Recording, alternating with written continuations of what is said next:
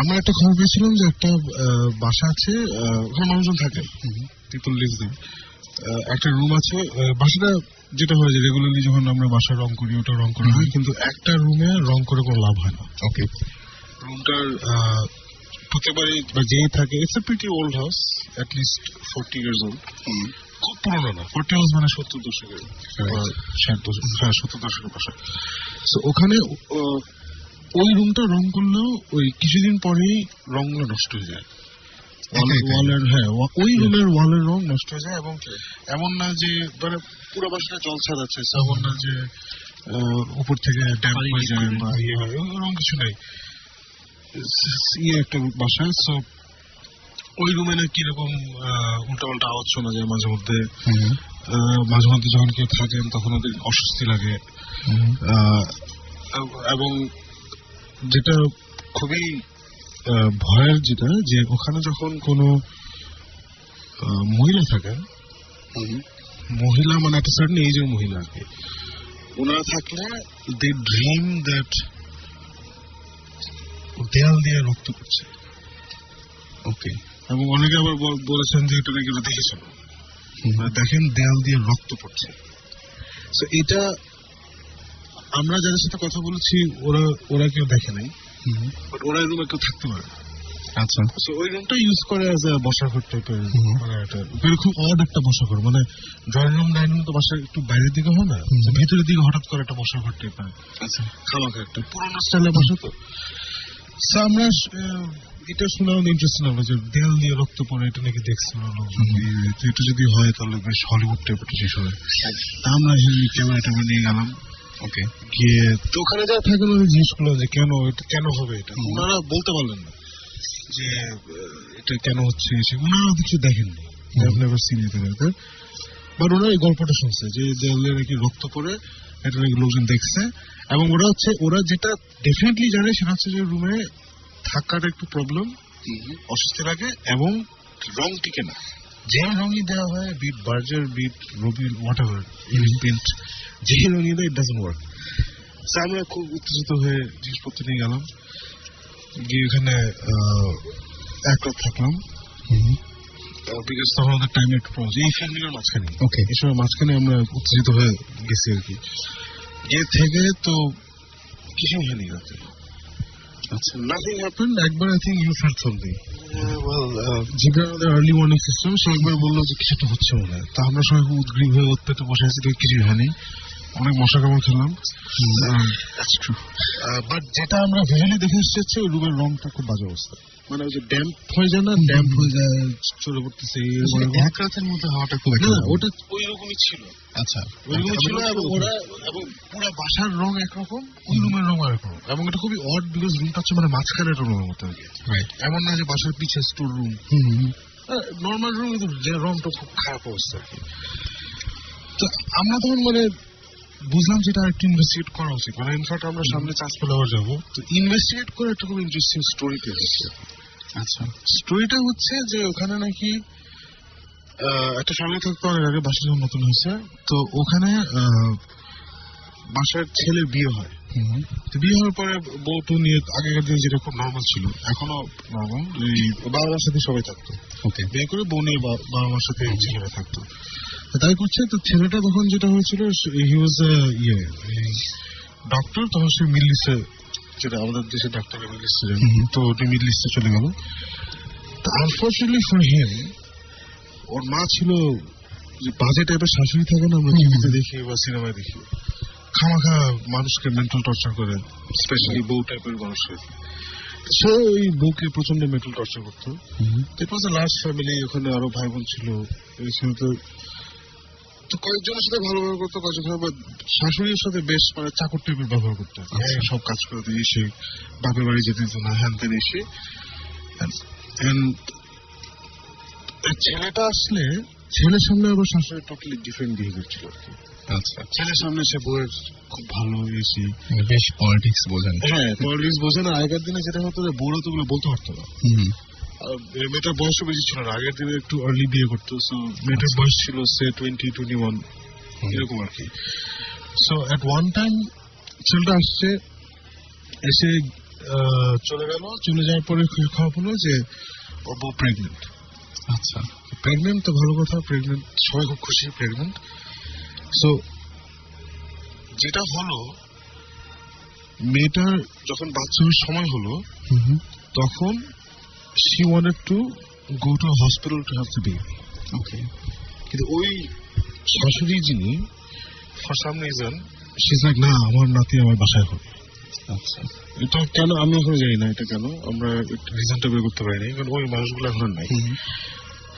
But মোটামুটি উনি জোর করে মেয়েটাকে বাসায় রাখছেন, এবং ওই যে বাসায় যারা বাচ্চা করার কি মহিলাদেরকে ডাকে যে কি জানি, এই যে ধাইমা, হ্যাঁ ওই ধাইমা ডেকে বাসায় বাচ্চার ব্যবস্থা করছে। Unfortunately she had a complication.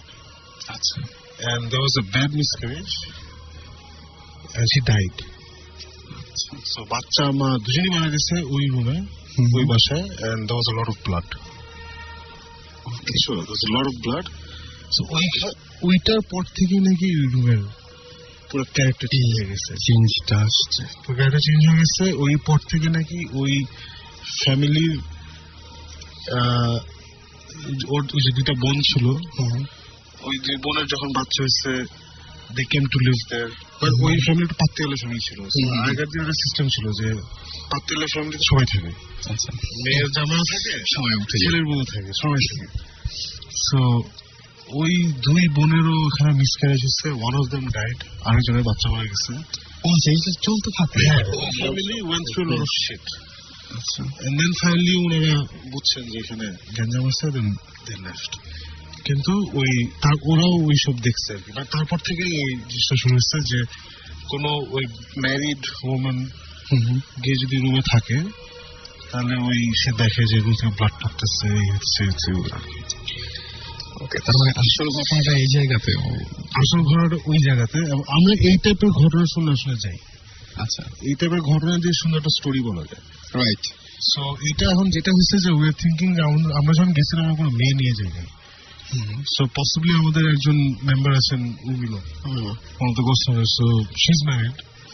So ওকে নিয়ে গেলে হয়তো she might see something, অথবা that might trigger something. এটা মাঝে মধ্যে হয় যে একটা সার্টেন টাইপের মানুষ নিয়ে গেলে এটা ট্রিগার হয়। একটা জিনিস মেম্বার সাহেব, ওখানে রুম টেম্পারেচার, হ্যাঁ মানে যে সেন্টারের মধ্যে ফর হাউস ওরকম ভাবে room temperature was quite different, humid একটা, মানে ঢুকেই কেমন একটা একটু উইয়ার্ড আছে, মানে we all felt a bit weird. বিষণ্ণ আর্তনাদ নাম, যদিও এটা তার ছদ্মনাম এবং তিনি আসল নামটা জানাতে চান না। তো বিষণ্ণ আর্তনাদকে আমি যখন বললাম যে আপনি কি আসতে পারবেন, সে চেষ্টা করলো এবং তারপর জানালো যে না, তার ইউনিভার্সিটিতে এক্সামের কারণে এবং এই সমস্ত কারণে তিনি আসতে পারেননি। তো তার ঘটনাটা আমার কাছে আছে, সেই ঘটনাটা আমি কিছুটা তার মতো করে কিছুটা আমার মতো করে আমি বলবো, ঘটনাটা ঠিক রেখে আর কি। সেটা হচ্ছে যে উনি ঘটনা যেটা শেয়ার করেছেন সেটা 2009-এর জানুয়ারি মাসের একটা ঘটনা, এবং তিনি বলেছেন যে তারা মংলা পোর্টে থাকতেন এবং একদিন বিকেলে তখন 4:45 বাজে, এবং একদম পরিষ্কার ভাবে লিখে যান 4:45 মানে 4:05, 4:45, এবং তিনি এবং তার ফ্রেন্ড রাহাত, অর্থাৎ বিষণ্ণ আর্তনাদ এবং রাহাতের নামটাও ছদ্মনাম, আসল নামটা তিনি লেখেননি সঙ্গত কারণে। এবং তিনি বলেছেন যে রাহাত জানালো যে একটা খুব জরুরি কাজে ঢাকা যাবে এবং ঢাকা তাদেরকে যেতেই হবে, এবং তিনি রাহাতের সাথে কথা বলে যেটা বুঝলো যে ঢাকা তাদের আসলে যেতেই হচ্ছে, এবং অনেক অনুরোধ করলো তার সাথে যাওয়ার জন্য। সো রাজি হয়ে গেল আমাদের বিষণ্ণ আর্তনাদ, এবং যেহেতু শীতের রাত ছিল তারা দ্রুত রেডি হলেন, এবং রেডি হওয়ার তারপরও বেরোতে বেরোতে যেটা হয় আর কি, একটু দেরি হয়ে যায়, এবং যেটা হলো তাই হলো যে 8টা বেজে গেল, প্রায় রাত 8টা তখন। তো মংলা থেকে ঢাকা যেতে তাদেরকে কাটাখালী নামের একটা জায়গায়, আপনারা যারা খুলনা থেকে শুনছেন তারা নিশ্চয়ই জায়গাগুলোর নাম জানেন এবং চেনেন, এই জায়গায় যেতে হবে, এবং সেই জায়গাতে তারা লোকাল বাসে করে রওনা হলেন। কিন্তু 20 কিলোমিটারের মতো যাওয়ার সাথে সাথে যে ঘটনাটা ঘটলো সেটা বাসটা নষ্ট হয়ে গেল, এবং ঘটনার আলামত শুরু হয় এভাবে। আমার মনে হয় যে সবগুলো ঘটনাই এই বাসটা যদি নষ্ট না হল তাহলে পরের ঘটনাগুলো নিশ্চয়ই ঘটত না। তো বাসটা নষ্ট হয়ে গেল এবং সেই কারণে তাদের 2 ঘন্টা লেট হয়ে যায়, এবং তারা যখন কাটাখালীতে এসে পৌঁছান তখন রাত 10টা। কাটাখালীতে কোনো বাস তারা পাননি, ফলে তারা খুলনাতে বাধ্য হয়ে যেতে হলো তাদেরকে। খুলনায় চলে গেলেন তারা, এবং খুলনার নতুন রাস্তা নামের একটা জায়গা আছে, যারা খুলনায় আছেন তারা নিশ্চয়ই জানেন, এবং সেখান থেকে ঢাকার বাস ধরবেন তারা, এরকম ঠিক করলেন তারা।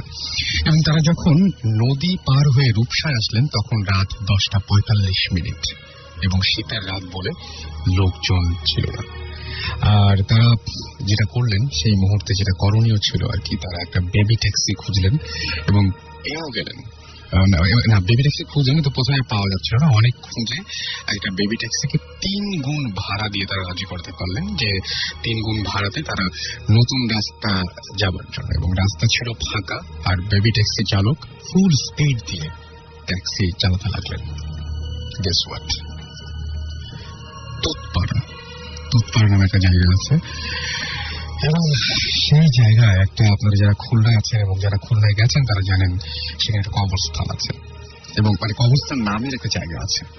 এবং সেই জায়গাটায় আসা মাত্র যেটা হলো, চালক হঠাৎ করে খুব জোরে একটা ব্রেক করলেন, এবং তারা দেখলেন যে একটা বৃদ্ধ লোক একটুর জন্য অ্যাক্সিডেন্ট থেকে বেঁচে গেল, জাস্ট একটুর জন্য।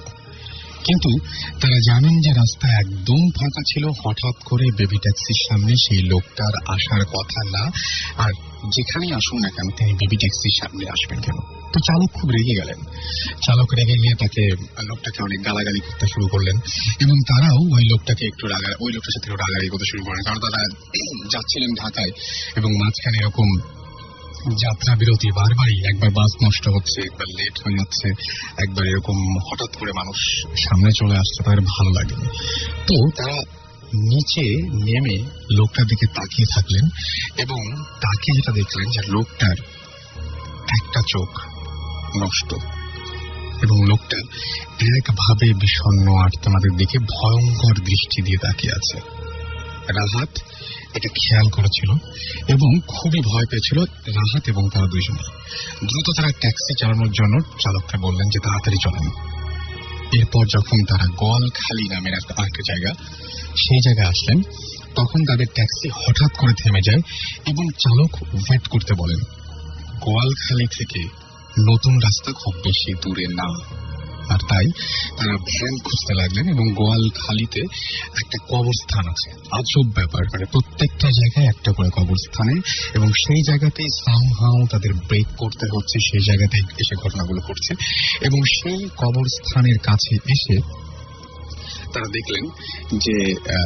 দেখলেন যে ওই কবরস্থানের কাছে রাহাত একটা ভ্যান দেখতে পেলেন, যেহেতু কাছে ছিল তার চিন্তা তো নিলে যে ভ্যানে করে যাবেন, এবং সেখানে গেলেন, কিন্তু কোনো চালক দেখতে পেলেন না ভ্যানের। হঠাৎ কবরস্থানের কাছে দেখলেন একজন বৃদ্ধ লোক বসে আছে।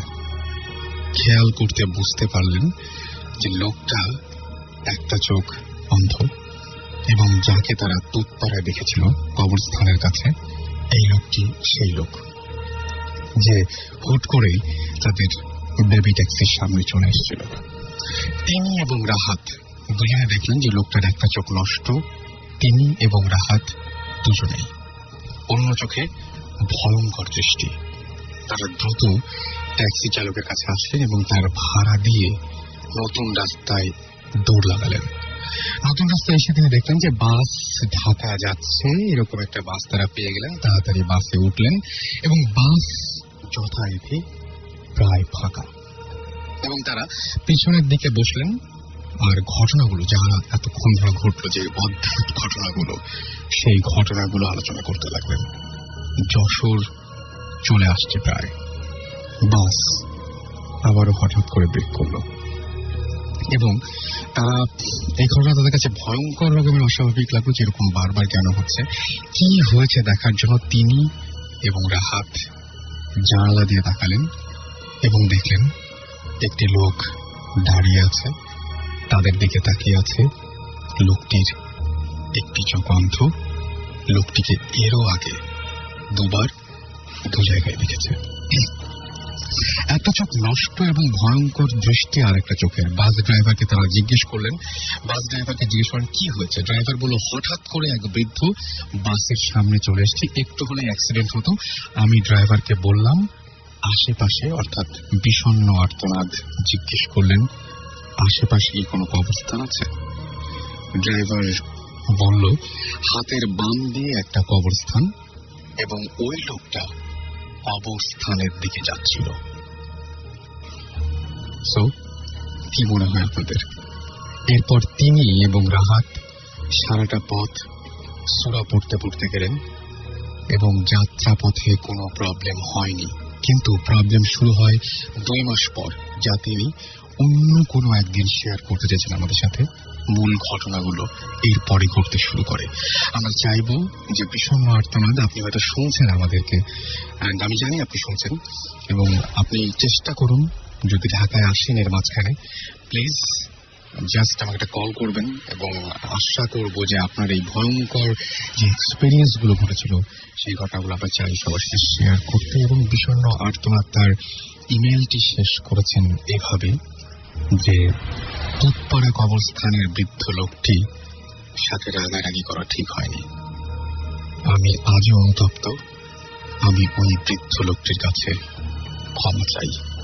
সেই রুমেরই একটা ঘটনা, যেটা হলো যে একদিন মানে আমি রাতে ঘুমিয়েছি, তো ঠিক ভোরের একটু আগে আমি ডান দিকে কাত হয়ে শোয়া, এবং সেই অবস্থাতেই হঠাৎ করে আমার একটু ঘুমটা ভেঙে যায়। আচ্ছা। আর সেই সময় আমার যখন ঘুমটা ভাঙার পরে আমার দিক মানে আমার দিকেই ছিল জানলাটা, এবং আমি জানলার দিকে দেখতে পাই যে আস্তে আস্তে ভোর হচ্ছে।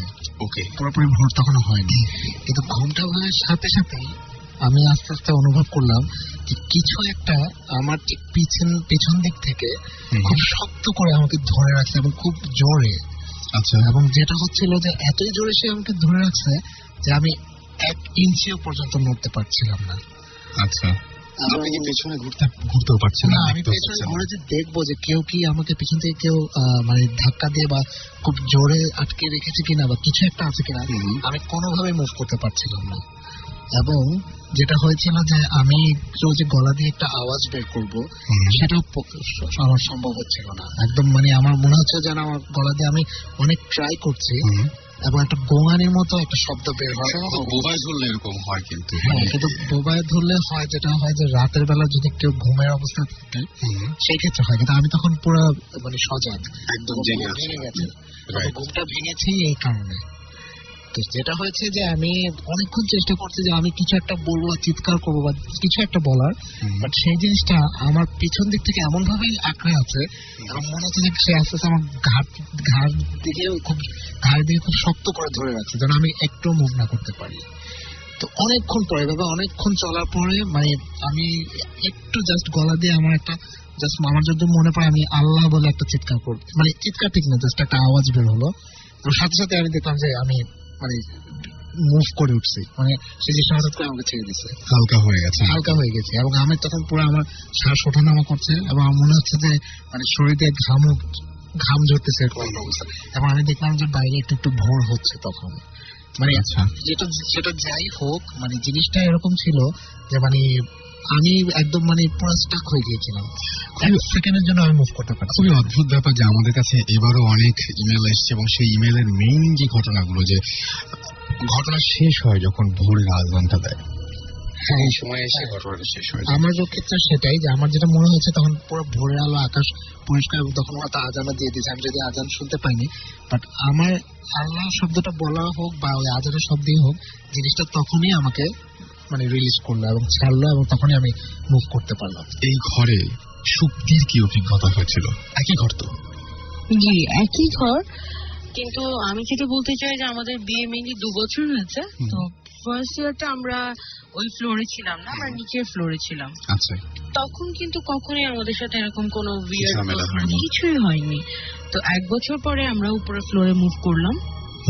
তো আমার মনে আছে তখন এরকম জানুয়ারি ফেব্রুয়ারির দিকে। আচ্ছা। এই ইয়ারের ফার্স্টের দিকে। হ্যাঁ। তো একদিন যেটা হলো, আমরা রাতের বেলায় যে তার দুজনেই কাজ করি, আমরা গল্প করছি বসে বসে।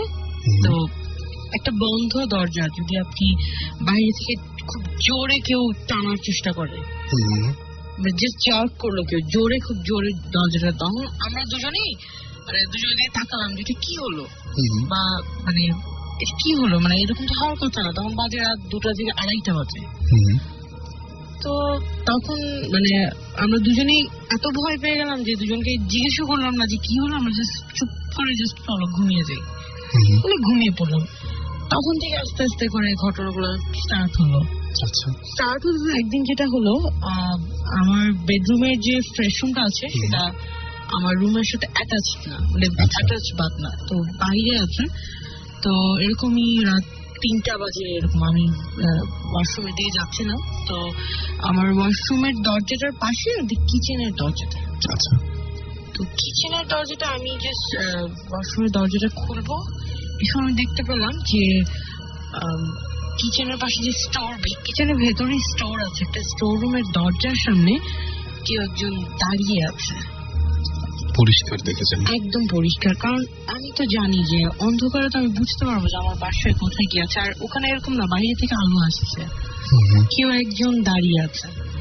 তো আমি বোঝাতে পারবো না, আমি জাস্ট মানে ওখানে আমার হাতটা জমে গেছে, আমি জাস্ট মুভ করতে পারতেছি না ওখান থেকে, যে আমি কি করবো তখন বুঝতে পারতেছি না।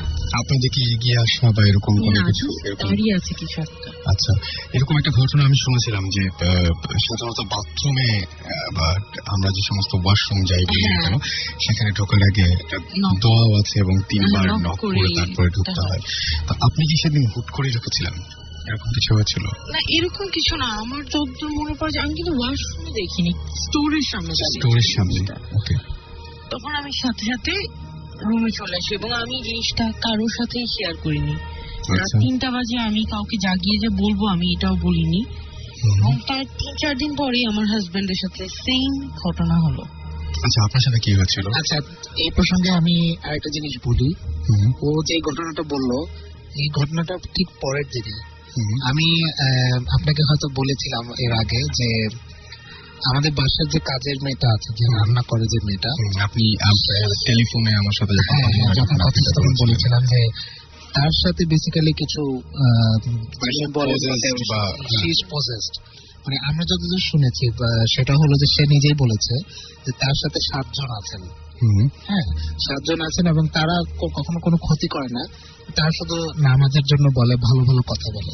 আচ্ছা, তো সেই মেয়ে সকালে নিজে থেকে আমার ওয়াইফকে এসে বলতেছে যে ভাবি আপনি কি রাতে কোনো কিছু থেকে ভয় পেয়েছেন? তো তখন সে একটু অবাক হয়ে গেল যে আমি তো কাউকে এই কথাটা শেয়ার করিনি বা বলিনি, সে কিভাবে এটা জানতে পারলো? কিন্তু ওখানে যে দাঁড়িয়ে ছিল সে ডেফিনেটলি কাজের মেয়ে না। অবশ্যই না, কারণ সে আরেকটা রুমে শোয়, আর ওই রুমটাতে সাধারণত কেউ শোয় না, কারণ ওখানে শোয়ার কোনো ওয়ে নাই। ওটা জাস্ট একটা দরজা খোলা থাকে, ভিতরে যে বিভিন্ন জিনিস থাকে, জাস্ট স্টোর রুম বলতে যা বোঝায়। তো সে যে যাওয়ার পথে জাস্ট ওইখানে একটা জানলা আছে, জানলা থেকে বাইরের কিছু আলো পড়ে, এই আর কিছু না। ওই আলোতেই সে অবয়বটা দেখতে পারলো। এবং এই জিনিসটা আমিও 2-3 বার রাতে বাথরুমে যাওয়ার পথে, ওই জিনিসটা মানে এমন একটা জায়গা যে আপনি যদি বাথরুমে যান ওই জায়গাটা চোখে পড়বে, মানে একটু খেয়াল করলে জায়গাটা চোখে পড়ে। ওইখানে হঠাৎ করেই আমিও পরপর 2 বার সেটা দেখেছি, কিন্তু আমি ওটাকে কেয়ার করিনি, জাস্ট আমি আমার মতো বাথরুমে চলে গেছি, চলে আবার বাথরুম করে চলে আসছি। একটা জিনিস এখানে আছে, সেটা হচ্ছে একই জিনিস যখন 2 জন দেখবেন তখন ব্যাপারটা তো অবশ্যই, মানে আমি কিন্তু এটা কিন্তু আবার জানতাম না যে আপনি দেখেছেন, আমি জানতাম যে উনি দেখেছেন। একজনের ভুল হতে পারে, দুজনের কিভাবে? সেটাই না, আমিও এই জিনিসটা পরপর 2 বার, পরপর 2 দিন বলবো না, বাট 2 বার আমি মানে ফ্রিকোয়েন্টলি আমি 2 বার দেখেছি এই জিনিসটা। এবং দেখে আমি কোনো মানে ওরকম কোনো ইয়ে করি নাই, জাস্ট ইগনোর করে আমি আমার মতো ইয়ে করে ফেলছি। বাট আমি দেখার পরে আমার পুরো শরীর থেকে মানে মনে হয় যে কিছু একটা ভয়ের একটা স্রোত শরীর থেকে নেমে গেল, এরকম একটা মানে হঠাৎ কিছু একটা দেখলে যেমন হয় যে বুকের মধ্যে কেমন করে ওঠে। আমি বুঝতে পারছি যে there is something is there. তুমি তোমার এই ঘটনাটা বলো, কারণ মোস্ট রিসেন্টটা পরে বলি যেটা হয়েছিল আমার সাথে। আচ্ছা, এর মানে সত্যি যে ঘটনাটা, সেই ঘটনাটার আগেও একটা ঘটনা আছে যেটা আমার সাথে হয়েছিল। সেটা হলো একদিন সত্যি তার বাসায়, মানে তার বাবার বাসায় গিয়েছে, তো আমি বাসায় একা সেদিন। আচ্ছা, আর সেদিন খুব বাসায় মানে লোডশেডিং হচ্ছিল, মানে ওই গরমের সময় কি যেটা হয় যে প্রায় 2-3 বার করে কারেন্ট যাচ্ছিল আর কি। তো রাত্রে এটা প্রায় আমি আমার কম্পিউটার ইউজ করে আমার কাজ টাজ করে আমি জাস্ট শুতে গিয়েছি, তখন বাজে রাত 1:30। এবং শুতে যাওয়ার আগে আমার শক্তির সাথে একবার ফোনে কথা হলো কিছুক্ষণ, হওয়ার পরে আমি জাস্ট গিয়ে বিছানায় শুলাম। তো শুয়ে রয়েছি, মানে ঘুম আসতেছে না, জাস্ট আমি তখনও জাগ না, মানে আমার তখন আমি ঘুমিয়ে যাইনি। তো আপনাকে যেরকম আমরা বললাম যে আমাদের প্রায় এরকম দরজাতে কখনো মনে হয় যে নক করতেছে, কেউ নব ধরে ঘোরাচ্ছে এরকম। সেদিন রাতেও হঠাৎ করে মানে আমি কিছুক্ষণ পর, মানে শোয়ার কিছুক্ষণ পরে হঠাৎ মানে শুনতে পারলাম, আমার রুম তখন কিন্তু অন্ধকার, কারণ যেহেতু তখন কারেন্ট নাই ওই অবস্থায়। আমি হঠাৎ করে শুনলাম যে আমার ঘরের নবটাকে কে আবার যেন খুব জোরে জোরে ঘোরাচ্ছে। আচ্ছা, আমার চোখটা তখন দরজার দিকে গেল এবং কিছুক্ষণ এই নবটা ঘোরানোর পর, নবটা যখন ঘোরানো শেষ তার একটু পরে আমি দেখলাম বা শুনলাম আর কি বেসিক্যালি যে আমার দরজার যে পাল্লাটা এবং পাল্লার উপর যে দেয়ালটা, সেই দেয়ালে মানুষ যদি খালি পায় পাক্কার উপর যদি একটু জোরে জোরে হাঁটে তাহলে একটা যেরকম শব্দ হয়, ঠিক সেরকম একটা শব্দ সেই ওয়াল থেকে আস্তে আস্তে উপরের দিকে উঠতেছে। আমি পুরো মানে জাস্ট মানে ওই জায়গায় তো শব্দ হওয়ার কোনো চান্স নাই না, মানে এটা একটা উইয়ার্ড একটা অবস্থা যে এখানে কিভাবে শব্দটা হচ্ছে। রাইট। তো আমি জাস্ট শুনতেছি, আমি চুপচাপ শুয়ে শুনছি যে ওখানে কি মনে হচ্ছে যেন কেউ হাঁটছে। তো কিছুক্ষণ পর আমি দেখলাম যে সেই শব্দটা আস্তে আস্তে উপরের দিকে উঠতেছে। আচ্ছা, উপরের দিকে উঠতে উঠতে সেটা সিলিং এ চলে আসছে সাউন্ডটা। আচ্ছা, এবং আমি তখন উঠে বসছি বিছানাতে। এটা কি হচ্ছে আমি জাস্ট মানে বুঝতে পারতেছি না যে কি হচ্ছে। ওকে। এবং শব্দটা আস্তে আস্তে মনে হচ্ছে যে সিলিং ফ্যান, যেটা ফ্যানের কাছাকাছি চলে আসছে। সিলিং ফ্যানটা আমার জাস্ট মাথার উপরে, আমি যেখানে শুয়ে আছি তার উপরেই। আমি তখন জাস্ট মানে আমার তখন জাস্ট শরীর ঘামা শুরু করছে যে এটা কি আওয়াজ এটা। আমি পুরো স্পষ্ট শুনতে পাচ্ছি যে একটা আওয়াজ হচ্ছে এবং এটা যে হাঁটলে, খালি পায়ে হাঁটলে যে আওয়াজটা যে থপ থপ করে, হ্যাঁ এরকম একটা সাউন্ড। ওকে। আমি বসে জাস্ট ভয় যেটা হয়, আমি আয়াতুল কুরসি পড়া শুরু করলাম এবং কিছুক্ষণ পরেই সেই শব্দটা থেকে আস্তে আস্তে মিলিয়ে গেল এবং আমি তখন মানে আমার শরীর তখন প্রায় মানে ঘামা শুরু করছে, আমি ফ্যান চলতেছে তখন আমি ঘামতেছি। দরজার উপরে এবং সিলিং এর কাছে এখানে হাঁটার কারো কোনো সম্ভাবনা থাকার কথা না। ইটস জাস্ট লাইক আপনারা যদি কেউ এক্সোরসিস্ট মুভিটা দেখে থাকেন, ওখানে যে একটা ইয়ে দেখায় যে ভূতটা যে ওয়াল বেবে হাঁটে, জাস্ট ইটস লাইক মানে সামথিং লাইক দ্যাট। কিন্তু আমি কাউকে দেখছি না, বাট আমি শুনছি যে একটা আওয়াজ হচ্ছে হাঁটার মতো। এবং অনেকটা মনে হয় যে ক্ল্যাপিং করলে, যে ঠাস ঠাস করে ক্ল্যাপ করলে যেরকম আওয়াজ হয় এরকম ধরনের আওয়াজ। তো আমি ওই আওয়াজটা যখন শেষ হলো তারপর আমি কিছুক্ষণ বসে থাকার পর আবার একটু শুনলাম, তখন কিন্তু আমার হার্টবিটটা বা জাস্ট মানে কন্টিনিউয়াসলি আমার হার্টবিটটা মানে বাড়ি দিচ্ছে আমাকে, মানে খুব ভয় পেয়ে গেছি। এবং তার কিছুক্ষণ পর আবার আমি সেই দরজার নবে দেখলাম আবার কে যেন ঘোরাচ্ছে নবটা। আমি যে উঠে গিয়ে একবার খুলবো বা খুলে দেখবো, আমার সেই সাহসটা পর্যন্ত হচ্ছিল না। আমি জাস্ট কিছুক্ষণ আবার আয়াতুল কুরসি পড়ে আমি চুপ করে শুয়ে রইলাম। তারপর ওইটা কিছুক্ষণ হলো, দেন স্টপ। তারপর আর কিছু নেই। তারপর আমি কিছুক্ষণ পর আর কিছু মনে নেই, আমি ঘুমিয়ে পড়লাম। এবং ওর কাছে মনে হলো যে ওর মাথার কাছে কিছু একটা দাঁড়িয়ে আছে। আচ্ছা, তখন ভয়ে মানে হঠাৎ করে উঠে বসলো, তারপর দেখে যে আর কিছু নেই। কিন্তু আমার নানি শাশুড়ি থাকেন, আমাদের পাশের রুমে আছেন উনি। তো উনি আমাকে যেটা বলেছেন যে একদিন উনি মানে নামাজের পরে উনি শুয়ে শুয়ে শিখতো, মানে শুয়ে শুয়ে তসবিহ পড়ছিল। তো উনি বলছে যে পড়তে পড়তে আমার হাতটা একটু নেমে গেল।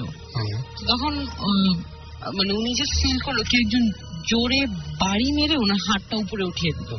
আচ্ছা, তো আমার কথা যে সবাই একই বাসায় মানে আমি পার্সোনালি বিলিভ করি যে এই ফ্লোরে অবশ্যই কিছু একটা আছে, সামথিং উইয়ার্ড, আমি জানি না কি সেটা আছে। আর আমি রিসেন্ট যে ঘটনাটা আমি এখন শেয়ার করছি সেটা হচ্ছে কি যে আমি তো বলছি ভাইয়া যে আমরা অনেক রাত পর্যন্ত গল্প করি, সেটাই ফেসবুকে বসে অনেক গল্প করি। তো বেশি দিন না, 1 উইক আগের ঘটনা।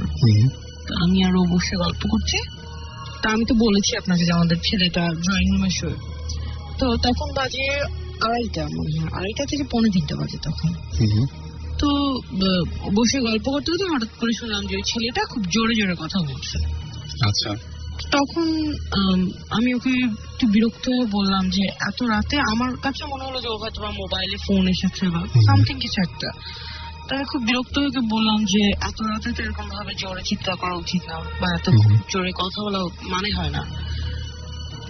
বলেই শেষ করতেই বাইরে থেকে শুনলাম যে আমার নানি শ্বশুরকে যে মেয়েটা দেখাশোনা করে, মানে ওরা অনেক পুরনো আমাদের বাসায়, প্রায় 10 থেকে 15 বছর যাবত সবাই। তো ও খুব জোরে জোরে কথা বলছে। তখন আমার কাছে মনে হলো যে মেবি আমার নানি শাশুড়ির শরীর খারাপ হয়ে গেছে, যেটা হয় যে উনার খুব রাতে অনেক সময় শরীর খারাপ হয়ে যায়। তো আমার মানে পিসিটা যেখানে আছে সেখান থেকে দরজাটা খুলতে জাস্ট 2 থেকে 3 সেকেন্ড সময় লাগে। তা তখন মানে আমরা দুজন জাস্ট খুব জোরে দরজাটা খুলে বের হয়ে দেখি ভাইয়া, মানে আমি কি বলবো, কেউ নেই ওখানে, নোবডি ইজ দেয়ার। আর মানে একটা যেটা হয় যে এটা কোনোভাবেই পসিবল না যে কেউ, সবাই খুব তাড়াতাড়ি রুমে চলে গেল বা কিছুই ঘটেনি এরকম একটা ব্যাপার। মানে আপনি তো শব্দ শোনার সঙ্গে সঙ্গে শুনলেন। হ্যাঁ সেটাই। সেটাই। আড়াইটা বাজে, পিন ড্রপ সাইলেন্স থাকে তখন। বাইরে বের হয়ে আমি সেটাই দেখলাম।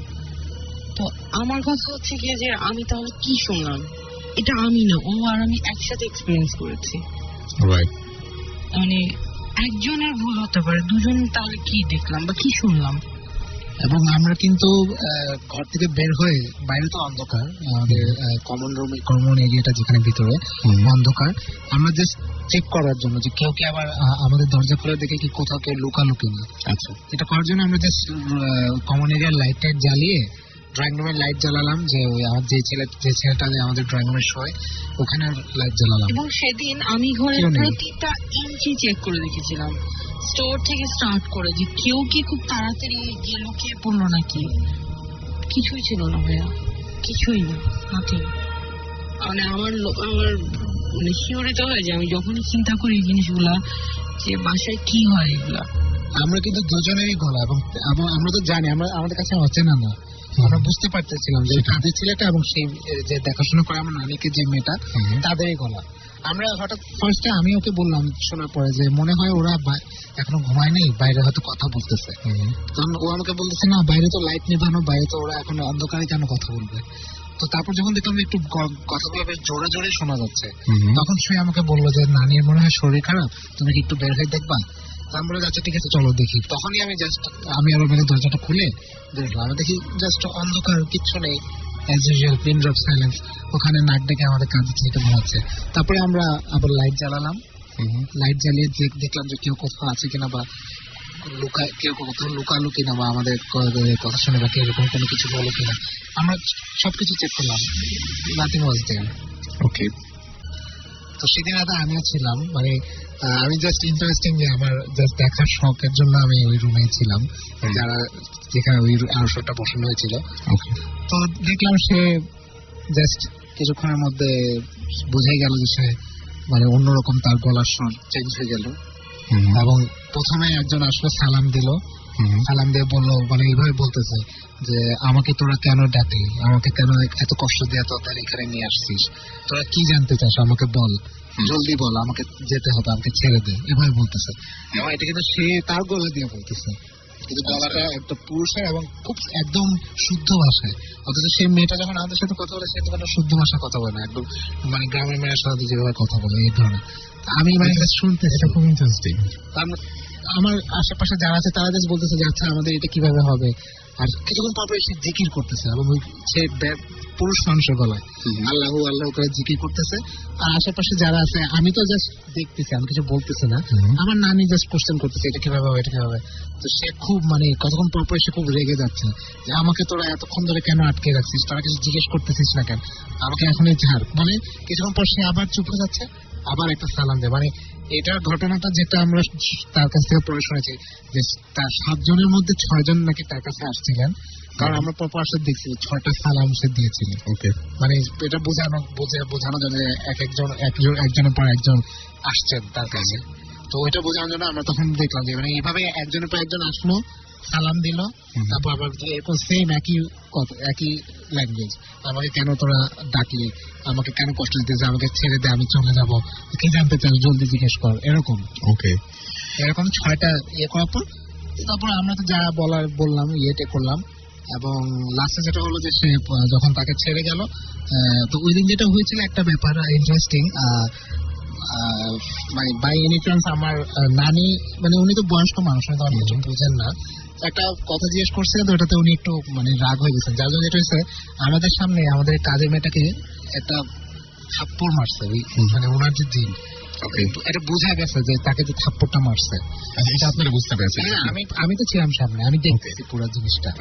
আমি দেখলাম যে তাকে যে মারছে জিনিসটা পুরো বোঝা গেছে, এবং সে যখন তাকে ছেড়ে চলে গেছে জিনিসটা, তখন সে অনেকক্ষণ মাটিতে শোয়া, অনেকক্ষণ তাকে আমরা ডাকতেছি, সে উঠতেছে না। তারপর যখন সে উঠলো, সে আমাদেরকে বলতেছে যে আপনারা এটা কেন করলেন? আমরা বললাম কি করছি আমরা?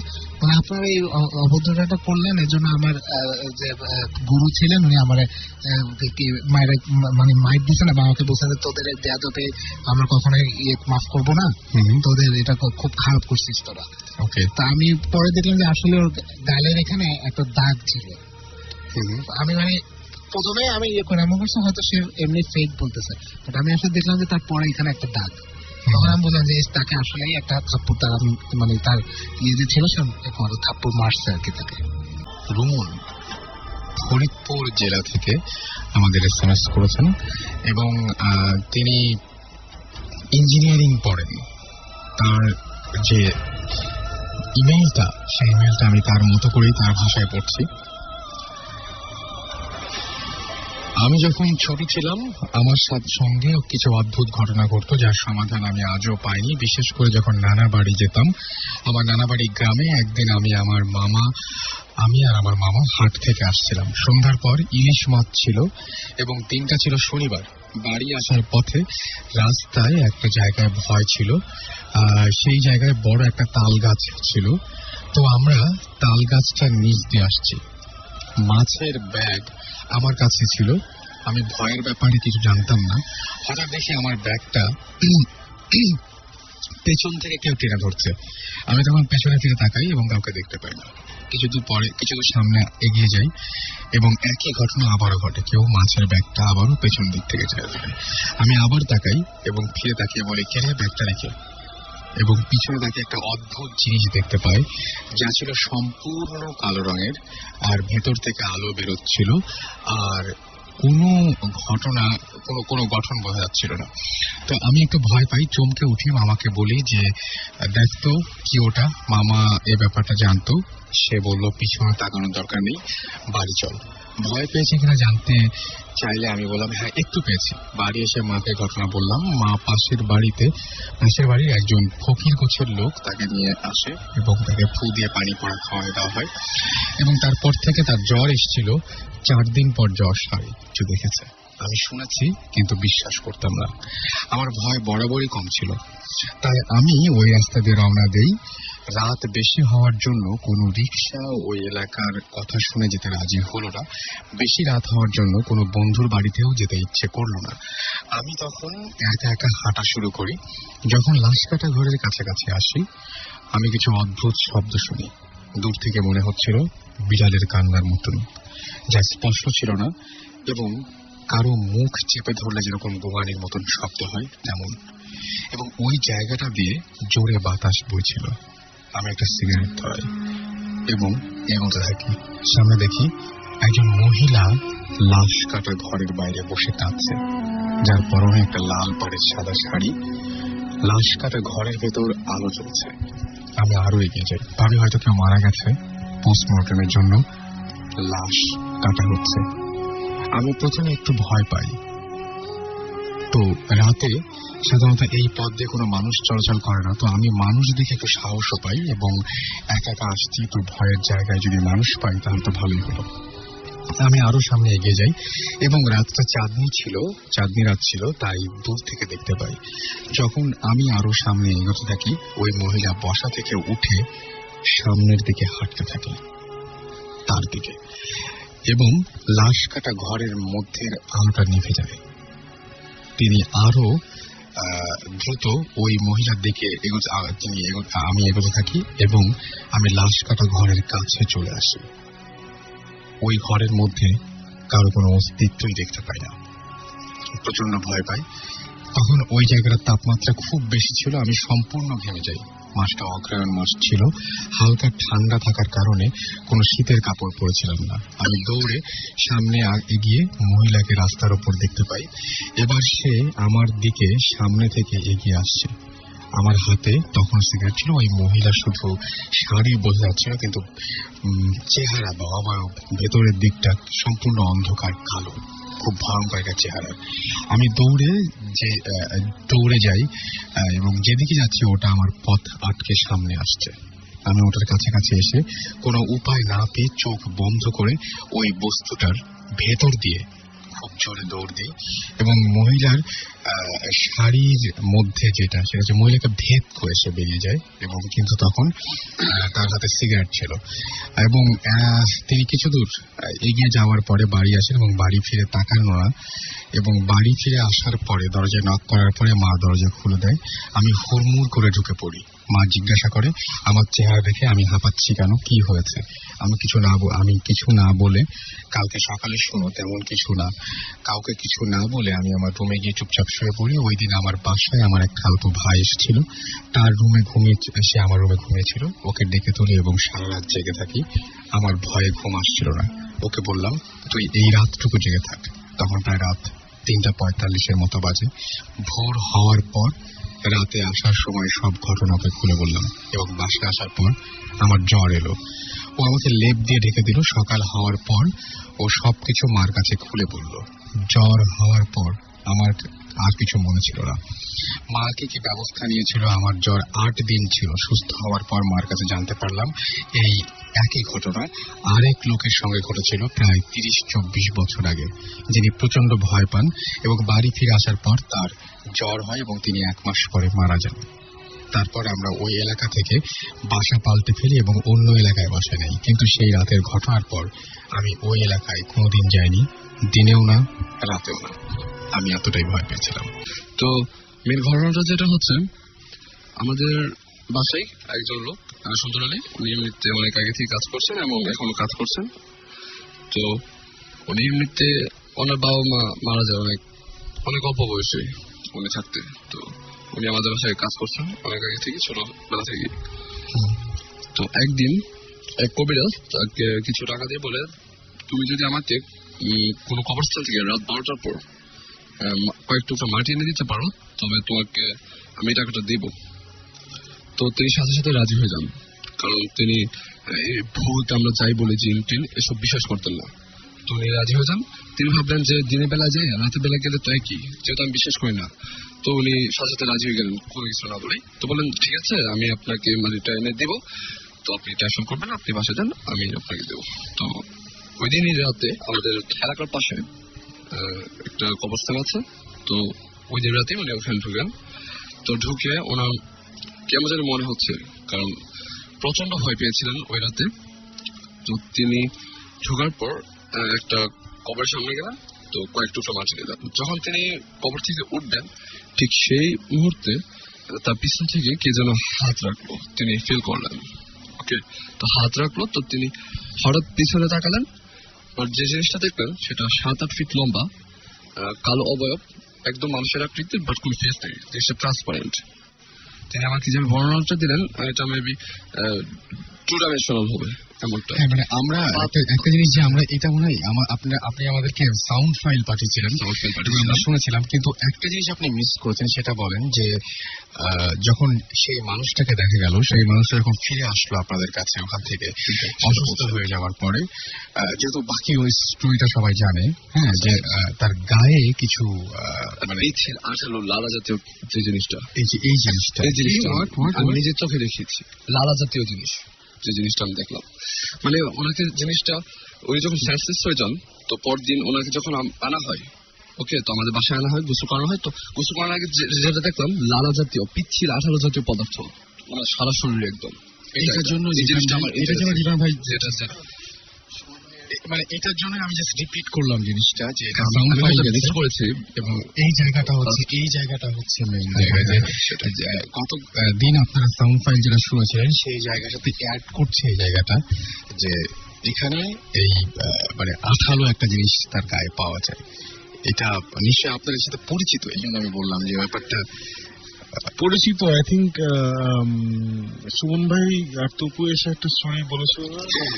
আমি সেটাই বললাম যে ব্যাপারটা এর মধ্যেও আছে, কিন্তু সেদিন ওটা সামহাও উনি মিস করেছিলেন। আচ্ছা, সো ওইটা কি কোনো মানে আমরা যেমন যেটা করি, আমরা ওই ওয়ালের কিছু নিয়ে এসেছি, স্যাম্পলস নিয়ে এসেছি। সো ওগুলো এখন আমরা মৃত্তিকা ডিপার্টমেন্ট গিয়ে টেস্ট করতে দিব যে আসলে কোনো ব্লাড রিলেটেড কিছু আছে নাকি, হোয়াট ইজ দ্যাট।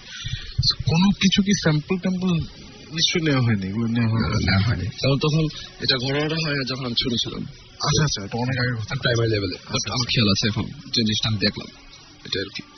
এটা কোন আমি তো পুরো স্টোরি মিস করেছি, এটা কোন গোরস্থান? এটা বালুকান্দি, আমাদের নরসিংদীতে বালুকান্দি। আচ্ছা আচ্ছা আচ্ছা, হ্যাঁ। সো এটা কি রিসেন্টলি কিছু হয়েছে ওখানে? রিসেন্টলি তেমন হয়নি ওখানে, কিন্তু কবরস্থানে একটা রিসেন্টলি একটা ঘটনা আছে। আমার বেস্ট ফ্রেন্ড আলামিন, ওর কাকার সাথে, ওরা ছোট কাকা, ওর নাম কবি। তো উনি গ্রামের বাড়িতে মোটরসাইকেল নিয়ে হেডলাইট রাতের বেলা যাচ্ছিলেন। তো হঠাৎ পারিবারিক কবরস্থান হবে এটা, তো পাশ দিয়ে যাচ্ছিলেন, রাস্তার পাশে কবরস্থানটা ছিল। তো হঠাৎ দেখতে পেলেন এক মুরব্বী, ওনারই পরিচিত, উনি বলতেছে, থাম থাম, তুই হেডলাইট জ্বালিয়ে এত রাতে যাচ্ছিস কেন এই কবরস্থান দিয়ে? এখানে জ্বালানো নিষেধ, তুই জানিস না? তুই হেডলাইট অফ করে যা। তো বললো, চাচা সরি, আমি ভুল করছি। এমনিতে আগে চিনতেন, উনি রিটায়ার্ড পারসন, টিচার ছিলেন, প্রাইমারি স্কুলে একটা টিচার ছিলেন। তো উনি বললেন হেডলাইটটা অফ করে একটু সামনে যখন গেলেন, হঠাৎ বললো কেন বললো এটা। তো তিনি যখন পিছনে ব্যাক করলেন, যে জায়গাটাই এই 1 মিনিটও হবে না, জাস্ট কবরস্থানটা উনি পাস করলেন। তো ফিরে যখন বলবেন যে হ্যাঁ চাচা কেন আমাকে এটা বললেন, এটা কিউরিয়াসিটি জাগে সবাই। তো তিনি কাউকে দেখতে পারেন না, হয়তো ভাবলেন চলে গেছে, সমস্যা নেই, হতে পারে। তো পরদিন সকালবেলায় যখন ওনার বাসায় গেলেন, বললেন যে হ্যাঁ চাচা আপনি আমাকে গতকালকে রাতে তো এমন হয়েছে, মানে কেন বললেন এটা আমি বুঝতে পারলাম না। কবরস্থানের সামনে দিয়ে গেলে হেডলাইট অফ করে যাওয়ার ব্যাপারটা আমি বুঝতে পারলাম না, কি জিনিসটা আমাকে খুলে বলেন। তো যে প্রাইমারি স্কুলে যে টিচারটা ছিল রিটায়ার্ড পারসন, তো উনি বললেন কি বলতেছে সবাই বলতে বললো, রাতের বেলা তো আমি যাইনি, কালকে সন্ধ্যার পর থেকে আমি বাইরে বেরোই।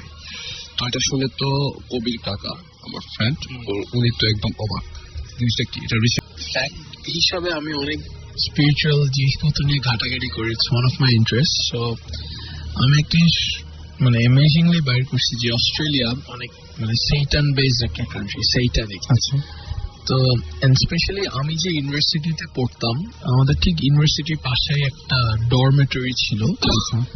তো ডরমেটরিটা অ্যাবান্ডেন্ড, মানে এখানে কেউ যাওয়া কেউ যায় না, একদমই নিষেধ। তো এমনিতে একদিন আমি ইউনিভার্সিটিতে ছিলাম, খুব র্যান্ডমলি হঠাৎ শুনি আমাদের লাইব্রেরিতে একটা মার্ডার হয়েছে, ইউনিভার্সিটি লাইব্রেরিতে। তো আমি বাইরে দাঁড়িয়ে আছি, হঠাৎ দেখি পুলিশ আসলেন, একটা মেয়ে, তার চোখ লাল, তাকে আর কি এসকর্ট করে নিয়ে যাচ্ছে। তো আমি তখনও খুব একটা অ্যাটেনশন পে করি নাই, যাচ্ছে হতেই পারে।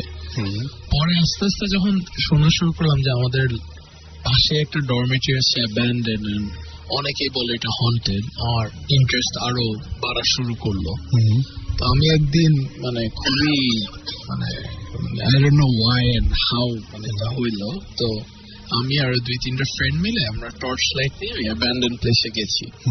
নর্মালি যদি মানে কাউকে ট্রেসপাস করে এখানে ফাইন দেয় স্ট্রেট ওয়ে,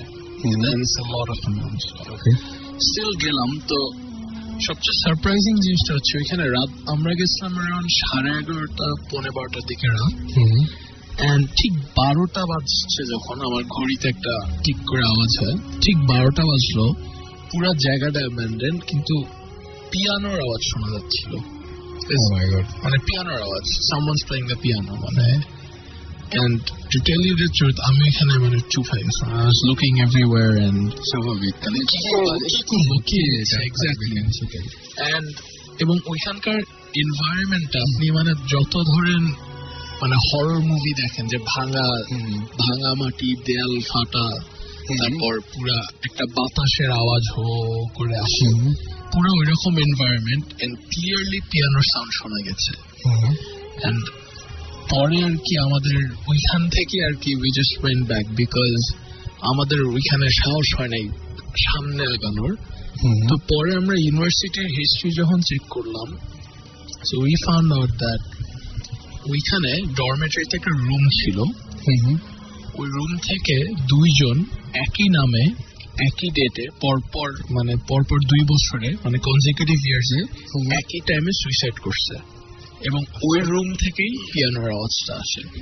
তো পরে বোঝা গেল যে হয়তো যে মারা গেছে ওইখানে কেউ হয়তো পিয়ানো বাজাতে পারতো বা সামথিং। তো পরে আর কি আমরা রুমের আশেপাশ দিয়ে গেছি, অনেক কিছু করার চেষ্টা করছি, অনেক রাত পর্যন্ত ছিলাম, আর শোনা যায়নি। এক রাতে আমরা আর কি শুনতে পেরেছি।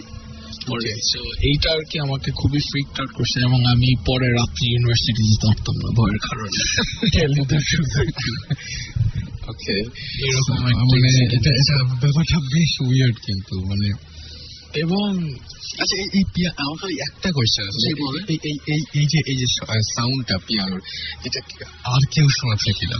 অনেকেই শুনেছে এবং অনেকে ক্লেম করে যে একটা যখন পিয়ানোর আওয়াজটা বাজে কিছু উইয়ার্ড সাউন্ড হয়, ওরা বুঝাতে পারে না কি টাইপের সাউন্ড, বাট আমরা এগুলি কিছুই শুনি নাই। এবং অনেকেই ক্লেম করে অনেক কিছু দেখে, ওইটা আর কি আমরা কিছু দেখি না, আমরা পিয়ানোর আওয়াজ শুনেন তারপর সাহস হয়নি নেক্সট টাইম যাওয়ার। বিশাল একটা জায়গা হঠাৎ করে।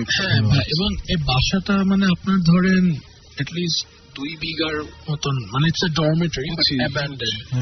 এবং আরো ইন্টারেস্টিং ফ্যাক্টর ছিল এটা একটা মেন্টাল অ্যাসাইলাম ছিল। ইউনিভার্সিটি হওয়ার আগে এটা মেন্টাল অ্যাসাইলাম ছিল। ওকে, সো ওইটাকে তারপর ডরমেটরি করছে, তারপর ওইটাকে আবার অ্যাবান্ডন করছে বিকজ অফ এই টাইপের ইনসিডেন্ট। এইটা আর কি। এবং আমাদের ইউনিভার্সিটিতে এমন একটা জায়গায় লোকেটেড যে ঠিক পাশে হচ্ছে ওই রকম একটা জায়গা, এক পাশে, আর আরেক পাশে হচ্ছে একটা কবরস্থান, গ্রেভইয়ার্ড। এবং ওইটার সাথে একটা স্টোরি আছে, বাট আমরা শুনি এটা। আচ্ছা, তো বেসিক্যালি আমার 3টা ভাইয়া আছে মেলবোর্নে, ঠিক আছে? তো অন্য একটা বাসায় থাকতো একটা স্ট্রিটে, ব্র্যাডশ স্ট্রিটে। তো ওনাদের একজন র্যান্ডমলি ওই হেঁটে হেঁটে ইউনি যেত ওই কবরস্থানের পাশ দিয়ে। আচ্ছা, তো অনেক সময় হয় না আপনার হাঁটতে থাকলে র্যান্ডমলি এদিক ওদিক তাকাই আমরা, জাস্ট উপরে নিচে আশেপাশে কোনো একটা কিছু র্যান্ডমলি চোখে পড়ে। তো উনি কবরস্থানের পাশ দিয়ে হাঁটতে যাওয়ার সময় ঠিক র্যান্ডমলি ওনার একটা কবর, এই খ্রিস্টানদের কবর থাকে না, নাম গ্রেভ করা থাকে, তারপর এপিটাফ যেটা, এক্স্যাক্টলি। তো উনি হঠাৎ দেখলো একটা নাম, এমা ফ্লোরেন্স, এটা কবরের নাম র্যান্ডমলি, এবং কবরটা একদম যে রাস্তার কাছে তা না, ভিতরের দিকে। আচ্ছা, এটা র্যান্ডমলি ওনার চোখে পড়ছে, উনি ভুলে গেছে, ইউনিভার্সিটি গেল, ভালো কথা। সেকেন্ড দিন উনি কিন্তু পুরাটাই ভুলে গেছিল। সেকেন্ড দিন উনি এরকম হেঁটে আছে, আবারও যখন তাকিয়েছে সেম কবরটা দেখছে।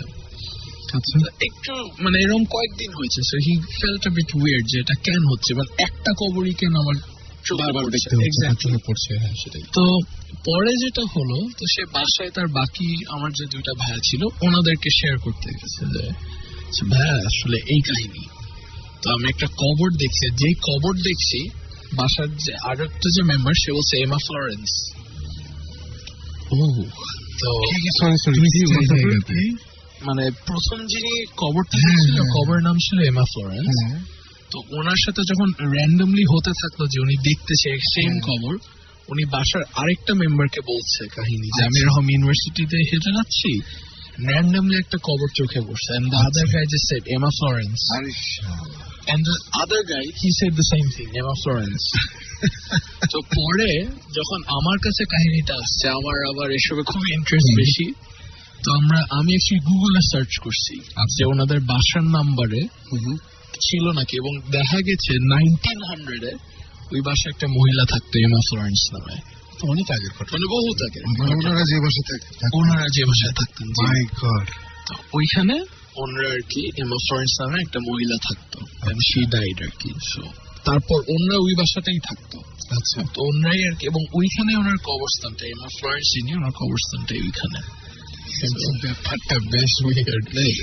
এবং এরকম বহুত অস্ট্রেলিয়ায় আপনার শুধু আমার না, এরকম বহুত অনেকজনই অনেক উইয়ার্ড স্টোরি হয়।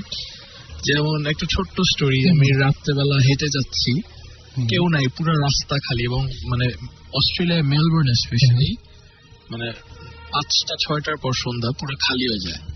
আচ্ছা, So আমি হেঁটে যাচ্ছি, কানে পড়ে গান শুনছি, and হঠাৎ মনে হলো কি আমার নাম ডাকছে। So I thought চেনা জানা, খুলে তাকে যে পুরো রাস্তা খালি, পুরো রাস্তাটা খোলা, বাট কে মনে হচ্ছে আমার নাম ডাকতেছে এদিক ওদিক। মানে একবার মনে হলো গাছের পিছন থেকে, বিল্ডিং এর পিছন থেকে। So এই টাইপের উইয়ার্ড উইয়ার্ড অনেক স্টোরি। আইপডে রেকর্ড করা ছিল? না, I wish.